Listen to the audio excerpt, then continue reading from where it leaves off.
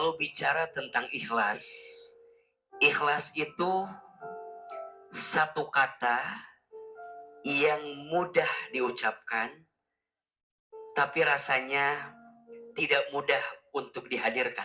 Betul. Karena ikhlas itu harus dipelajari. Ikhlas nggak bisa langsung. Ikhlas butuh proses dan berprogres. Maka kadang sebelum kita belajar ikhlas, di awal ada satu sikap dulu namanya ridho. Apa bedanya ridho dengan ikhlas? Ridho itu saat kita menerima, ikhlas itu saat kita memberi. Jadi Mbak Selfie terima dulu. Kalau kemarin suami nyakitin, terima. Mertua nyakitin, terima. Mungkin keadaan tidak berpihak dengan kita, terima. Karena Allah hanya akan menitipkan kebaikan dan kebahagiaan kepada hati yang penuh kelapangan.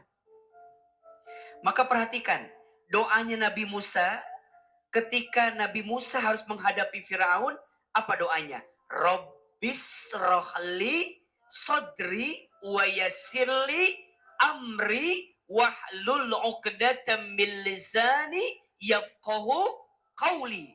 Perhatikan, ya Allah lapangkan dadaku. Baru kemudian wa yassirli amri, mudahkan urusanku. Jadi sebelum minta dimudahkan urusan, minta dulu dilapangkan hati agar lebih tenang menghadapinya. Yang kedua, urusan tentang harta gonogini.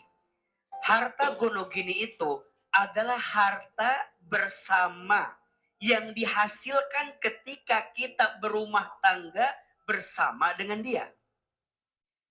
Maka nanti, izin ya, ketika kita memiliki aset di rumah tangga, harus dipastikan atas namanya, untuk siapanya, agar apa ya, agar nanti jika terjadi seperti apa yang Mbak Selfie rasakan, tidak akan jadi kebingungan karena dari awal sudah jelas.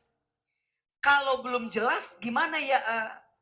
Apalagi mohon maaf ya, mantan suami kan sebelum ini juga sudah pernah menikah.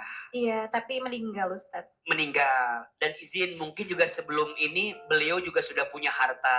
Enggak sih Ustadz. Enggak. Enggak. Nah, kalau beliau sebelum ini belum punya harta dan kemudian baru punya harta dengan Mbak, tinggal dihitung aja. Iya Ustadz, cuman beliau tuh kayak menunda-nunda Ustadz. Oke. Iya. Kalau beliau menunda-nunda berarti kan tinggal nunggu waktu. Mbak kejar. Oke. Kalau ternyata dia nggak ngasih. Oke. Ternyata dia nggak ngasih, dua pilihannya. Mbaknya berjuang, bela haknya, silahkan. Atau yang kedua, Mbak sudah berjuang, sudah membela, tapi nggak ada jawaban, jangan bergantung kepada harta seseorang.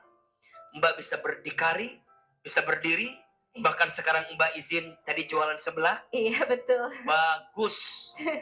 Jangan jadi perempuan yang cengeng. Jangan jadi perempuan yang manja.